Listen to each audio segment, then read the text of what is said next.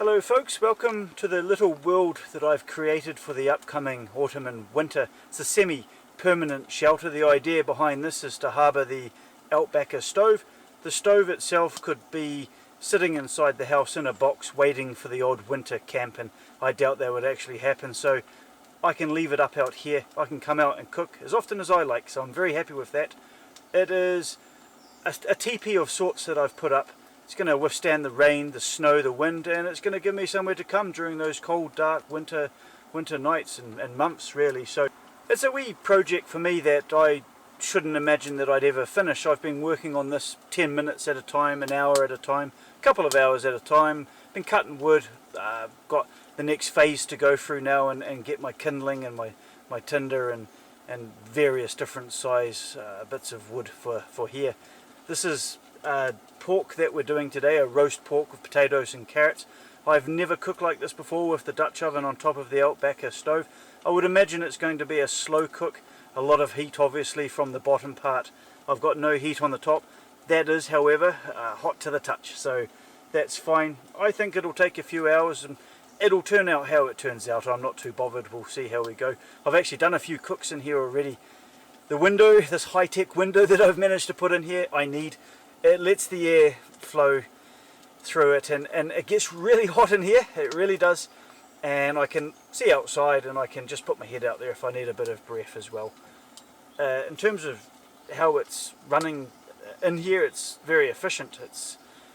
I did my burn outside first to get rid of that factory residue smell, and then ever since then I've had one or two burns where I've had a little bit of smell, but that's gone now, so it's great. I can actually fire this up and sit in here, and you learn as you go. So the first fire that I had in here, I started it up this end with the door open and all the smoke came out.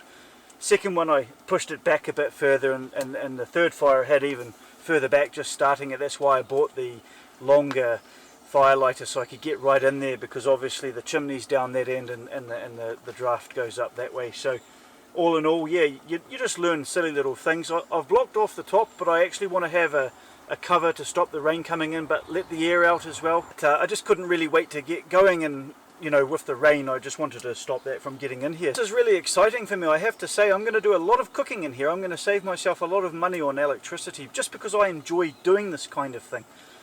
I have to say that yeah, I think I can cook pretty much anything in here.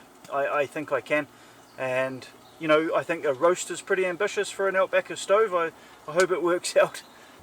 I've even been coming out here before work and doing a little bit of housekeeping, just get it cleaned up for the evening really, and I really enjoy that actually. I have to say, it's very therapeutic.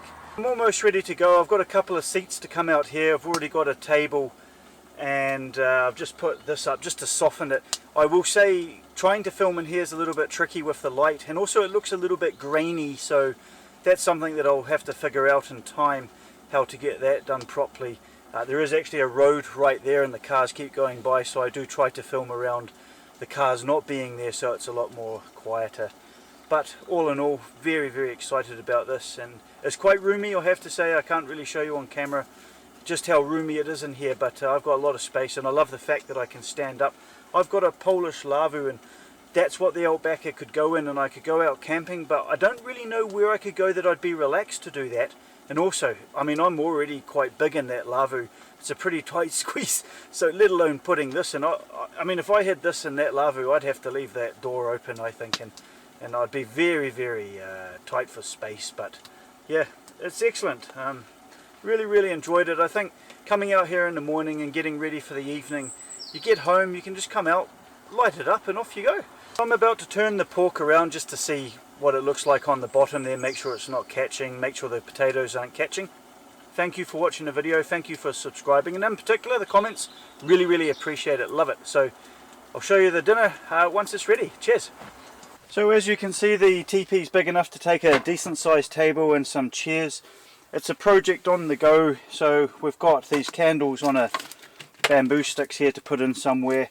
I've got more candles here. I do have the LED lights that run off the battery, but whilst they give off good light, you're using up your batteries. I do like the natural light from the candles. We've got oil, salt, pepper, soy sauce, and just things like that that I can leave out here. The door's right here. If you need fresh air, we can shift the table around, but yeah, all good. I think on that wee Outbacker stove we're going to produce some really beautiful meals, and I'm going to have some great times out here.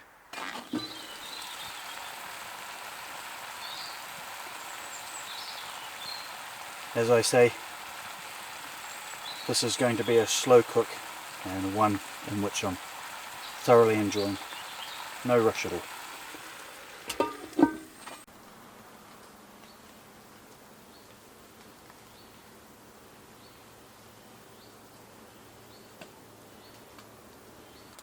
So as you can see, I've got a flame directly underneath that Dutch oven now. I've taken off that plate there. This Dutch oven of course is on legs, so it's sitting up a little bit. If it didn't have them, it would be lower down to this plate here and it would be hotter. You can feed wood in through there if you want, and we have to remember this is a cast iron Dutch oven, and once it's hot it stays hot. I'm just giving it an initial burst now because I think I'm more or less stewing this dinner at the moment, because I did add a little bit of water in there, and of course the pork will have moisture in it as well, so I just want to give it a bit of a blast, I think, and get that heat back up. Sitting here now, I am sweating. It is hot, but thoroughly enjoyable, I have to say.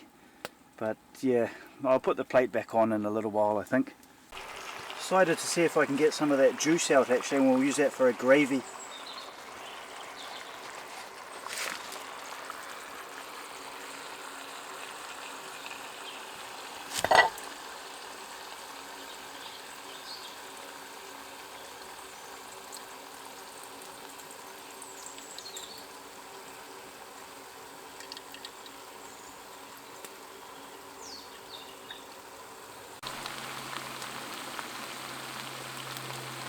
Well, I promise you one thing, it smells absolutely lovely in here. That's all cooking fine now. We've taken out some of that juice to use as a gravy. I'm going to add some gravy granules to that, a little bit more water, but we're going to get a nice taste in there.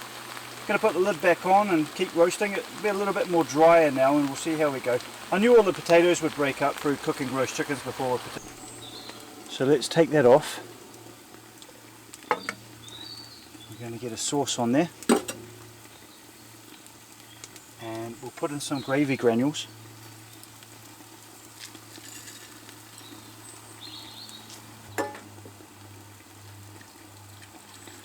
Now I'm just going to cook my sauce slowly and let that reduce down and get thicker, and add more water or granules if I need. It is going to be tasty, I promise you, because it's got the juices from that pork in there. We'll just give it a wee stir.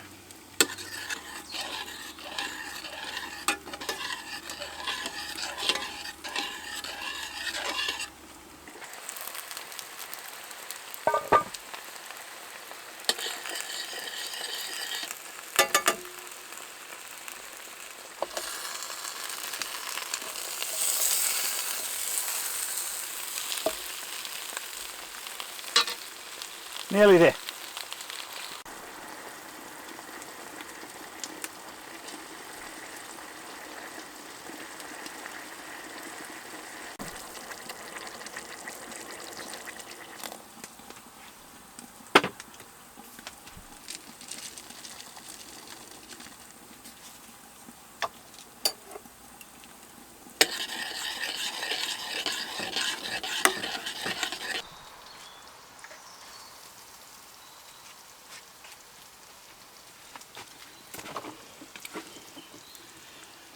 Quality control time. Try not to get my hand in the way there. I'll just come down here. I'm just having a little bit now.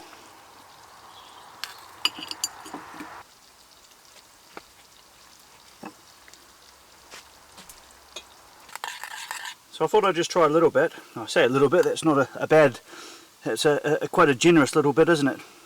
Just a little bit of sauce on there.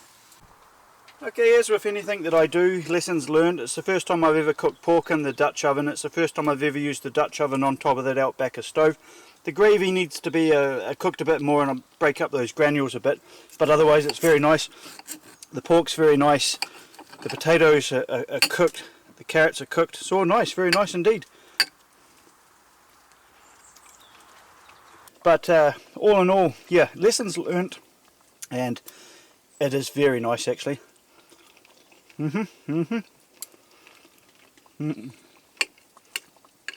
Very pleased with that. Definitely next time I'm not going to add the liquid to start with anyway. I don't think so, because it kind of stewed a bit more. You know, the potatoes they've not so much roasted, they've just, well, they're like, you can make them into mash. But that's nice. I do like a crispy roast potato. Obviously I could try and get a trivet, I think, for that Dutch oven, and then you can put a little bit of liquid in, keep the meat nice and succulent, but also keep the potatoes and veg off the actual liquid itself, so that's fine. I'll just have to do this again. Thanks for watching. Cheers.